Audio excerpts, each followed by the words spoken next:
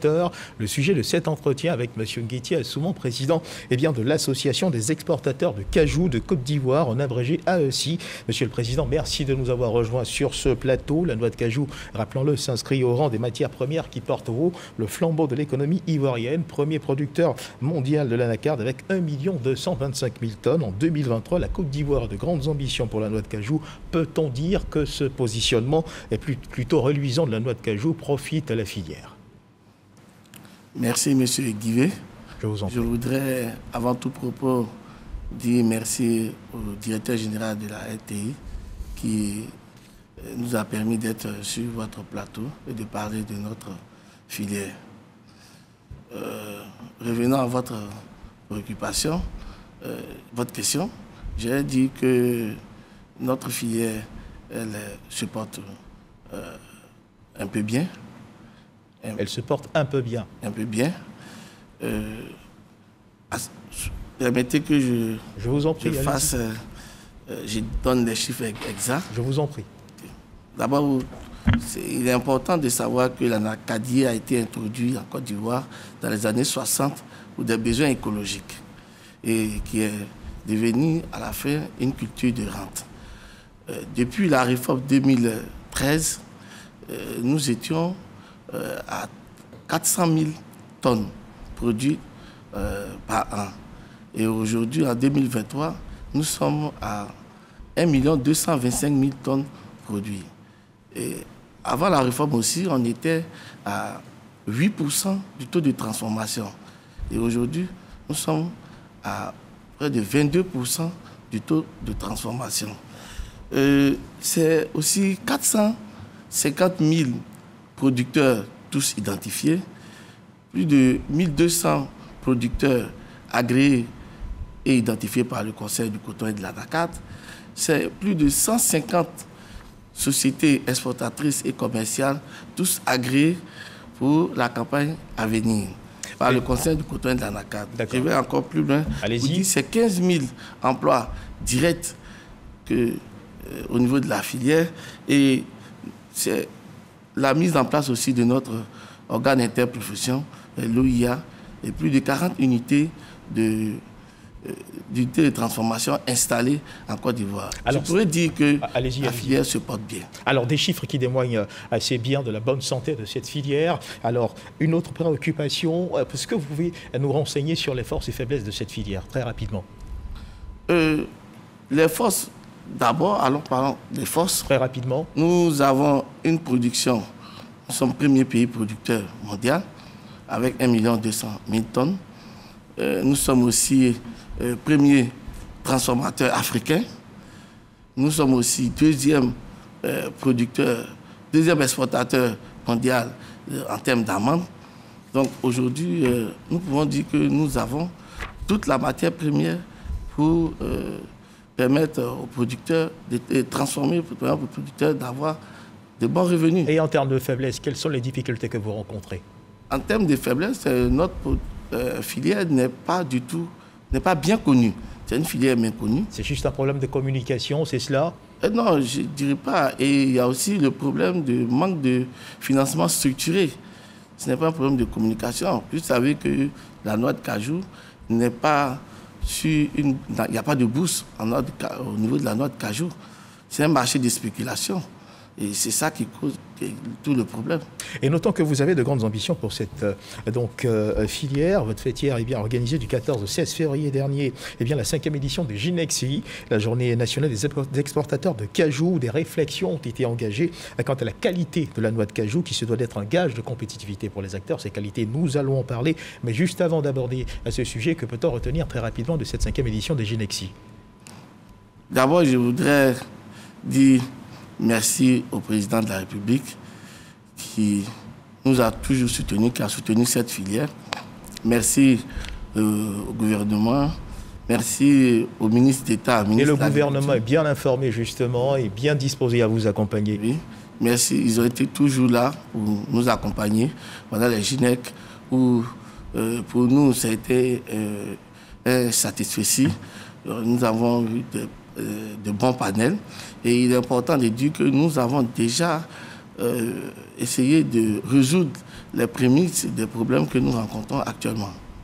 Alors, la Côte d'Ivoire est passée d'un prix marchand de 315 francs en 2023 à celui de 275 francs cette année. Et c'est dire que la filière anacarde en Côte d'Ivoire est en régression. Je ne dirais pas cela, mais je dirais que le prix est fonction du marché international. Le prix de la noix de cajou est fonction du marché international. Et ce prix aussi est basé sur une qualité. La qualité moyenne de la Côte d'Ivoire, c'est du 46 au 48. Acceptez que je fasse une comparaison pour que les gens... Très rapidement, parce que j'allais tout de suite vous demander, mais est-ce que ce prix fait l'affaire des producteurs que vous représentez au travers de votre association? J'en viens. Allez-y. Je dirais que la Côte d'Ivoire a une qualité moyenne de entre 46 et 48. La Tanzanie, c'est 53 à 55. La Guinée-Bissau, c'est 52 à 53. Le Cambodge, 53 à 55. Le Vietnam, 52. J'en passe. Le Ghana. Mais nous sommes tous sur le même marché. Très bien. Donc, le prix est en fonction de la qualité. Voilà, donc, ce prix-là, de 275, c'est un prix plancher. C'est un prix plancher. Ça veut dire qu'on peut aller au-delà de ce prix, mais on ne peut pas aller en dessous de ce prix. Pour nous, c'est un prix qui est abordable en tant qu'association des exportateurs. Très bien, ce prix donc fait votre affaire. Oui, c'est un prix qui est abordable. Alors, parlons de la qualité. Je vous invite à suivre cet élément réalisé par notre reporter Lanciné Bakayoko, qui nous renseigne justement sur la qualité du cajou ivoirien, qui reste l'enjeu majeur pour les autorités du pays. Suivons ensemble cet élément. La qualité de la noix de cajou brute reste le facteur déterminant de son prix de vente. Cette qualité porte sur le grainage, le taux de défaut et d'humidité ou encore le rendement en amande. Tous résultent des opérations de production, de récolte et de traitement post-récolte. Dans les grandes zones de production, les acteurs sont donc régulièrement sensibilisés sur la nécessité de ne commercialiser que des noix bien séchées et bien triées. Le Conseil du coton et de l'anacarde avait mis en place une plateforme regroupant acteurs de différents niveaux de la chaîne des valeurs, producteurs, acheteurs, exportateurs, transformateurs, transitaires et acteurs institutionnels. Sa mission, réfléchir sur l'amélioration de la qualité de la noix produite en Côte d'Ivoire. C'est cette plateforme qui a identifié la sensibilisation sur les bonnes pratiques comme l'activité principale à mettre en œuvre. Alors, Président, on note dans cet élément que la qualité de la cajou reste une préoccupation majeure pour les producteurs et pour la chaîne de production, justement, que vous incarnez ici sur ce plateau, surtout les producteurs. Alors, vous, à votre niveau, quels sont les efforts qui sont faits pour accompagner justement ce mouvement? D'abord, je voudrais dire que la qualité est l'élément essentiel de cette commercialisation. Et comme le dit bien Monsieur le directeur général, que je salue ici au passage, la qualité a un coût et la qualité a un prix. Pour moi, pour que le producteur ait un prix rémunérateur, il est important que le producteur respecte l'itinéraire technique, les bonnes pratiques agricoles que vous venez tout à l'heure de nous montrer. Et quand cet itinéraire technique est respecté, bien entendu, il aura des produits de qualité. Et ce produit de qualité-là lui permettra de vendre au prix qu'il souhaite. Le prix plancher de 275, il peut le vendre à 300 francs.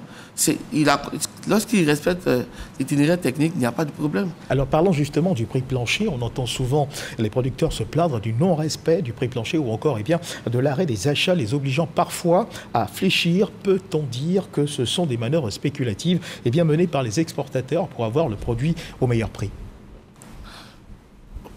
C'est vrai que les gens en parlent, mais nous n'avons pas connaissance du non-respect du prix plancher en ce qui me concerne. Mais je dirais que tout est fonction de la qualité. Nous, au niveau de l'ASI, nos membres achètent que des produits de qualité. C'est la qualité que nous vendons. Parce que le véritable problème, je peux dire que la filière est comme un iceberg. Ce que nous voyons ici, la face visible. Mais les dénouements de contrats sont liés aussi à la qualité. Donc, nous n'avons pas intérêt à payer des produits qui ne sont pas de qualité. Alors, Président, il y a de la concurrence également sur le marché international. Il y a le Cambodge qui a cette position de challenger et il n'est pas seul. On sait également que des pays tels le Vietnam ou la Birmanie sont également à fond dans la production de la noix de cajou. La Côte d'Ivoire a-t-elle des raisons de craindre pour sa première place? Nous n'avons aucune raison de craindre. Nous n'avons aucune raison de craindre notre première place. La nature nous donne déjà raison d'avoir assez d'espace pour produire. Mais là, la production n'est pas notre problème. Nous avons dépassé le cap de premier. Aujourd'hui, c'est aller à la transformation. Mais revenons un peu à notre activité en tant qu'exportateur. Pour nous, aujourd'hui, on pense, c'est un plaidoyer pour moi que je voudrais faire au gouvernement. Nous avons, dès l'annonce du prix de la noix de cajou cette année, nous avons automatiquement signé des contrats. Quelques jours après, nous avons pris connaissance des charges. Et nous avons vu que ces charges-là nous handicapent quelque part. C'est un plaidoyer pour moi et pour nous de demander au gouvernement de voir comment il peut faire un rabais sur ces taxes-là qui vont nous permettre d'être compétitifs sur le marché. Comme vous l'avez dit, nous allons tous vendre sur un même marché, le marché du Vietnam, où nous sommes avec le Cambodge, où nous sommes avec le Nigeria, tous les pays producteurs. Donc, nous devons être compétitifs et nous devons vendre de bonnes noix. Et quelles sont vos solutions pour faire face à cette concurrence internationale? Quelles sont vos solutions? Les solutions, c'est... Pour ne pas vous laisser dépasser par l'évolution des choses, surtout par la concurrence. Au niveau de la production? Bien sûr. Non, la production, il y a des efforts qui sont déjà faits pour accroître le rendement. Donc nous n'avons pas de problème avec les recherches au niveau du CNRA. Nous n'avons pas de problème pour cela.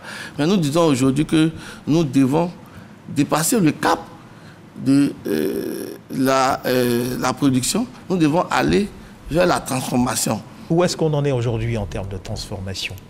Oui, nous sommes à 22%. Comme je l'ai dit, nous sommes à 22% de transformation. C'est pour cela, lorsque nous sommes venus aux affaires au niveau de l'ASI, nous avons mis dans notre programme la reconversion de nos membres vers la transformation. Et nous avons déjà 4 structures qui ont commencé à aller à la transformation, qui augmentent les capacités installées au niveau de la transformation. Alors, nous sommes sur la bonne voie. Très bien, donc tout semble bien dessiné pour justement permettre à la filière cajou de se maintenir au positionnement qu'elle en ce moment. Président, quels sont les éléments qui pourraient, à votre avis, impacter négativement la campagne encore, dites-nous? Je pense que les éléments négatifs, c'est le manque de soutien des acteurs nationaux. Les acteurs nationaux. Je voulais m'attarder un peu sur... Allez-y, je vous en prie. Sur cette partie. Vous savez, le loyer de l'argent coûte cher. En Côte d'Ivoire, nous empruntons de l'argent à des taux de 14 à 18%. Contrairement aux multinationales ou aux autres acteurs qui viennent sur le même marché que nous, qui empruntent soit à Dubaï ou dans les autres pays, à des taux de 2 à 3%. Déjà, on ne peut pas être compétitif. On ne peut pas être compétitif. Or, la suivi de cette filière dépend des acteurs nationaux. C'est nous. Et nous avons besoin que l'État soit regardant sur comment mettre des mécanismes de financement structurés pour accompagner les nationaux. C'est ce qui pourra sauver cette filière. Alors, Président, dernière question de cet entretien. Quelles conditions ou facteurs pourraient garantir très rapidement une campagne fructueuse pour tous les acteurs de la filière de cajou? Parce que là, vous avez donné tout à l'heure quelques précisions sur l'évolution des choses et vos attentes. Qu'est-ce qui, selon vous, pourrait être comme facteur garantir une campagne fructueuse? Une campagne fructueuse serait de faire des noix de qualité. Et ça, c'est important pour les producteurs. Produire des noix de qualité. Respecter l'itinéraire technique, produire des noix de qualité et aussi, comme je l'ai dit, la doléance, comment le gouvernement pourrait revoir les taxes pour que nous soyons compétitifs sur le même marché avec nos concurrents. Merci à vous, Président, d'avoir répondu à nos questions. Madame, Monsieur, c'est sur ces mots que se referment les pages de cette édition. Je rappelle que nous recevions à ce 13h, dans le cadre du Dimanche Magazine, Monsieur Nguitia Assouman, président de l'Association des exportateurs de cajou de Côte d'Ivoire, AECI en abrégé, avec qui nous avons parlé des défis de la filière cajou, notamment de la qualité du produit qui doit sonner comme un gage de compétitivité pour les acteurs du secteur, du prix plancher 2024, du constat du non-respect des solutions envisagées pour faire face à la concurrence internationale. Merci de nous avoir suivis. Dieu garde la Côte d'Ivoire.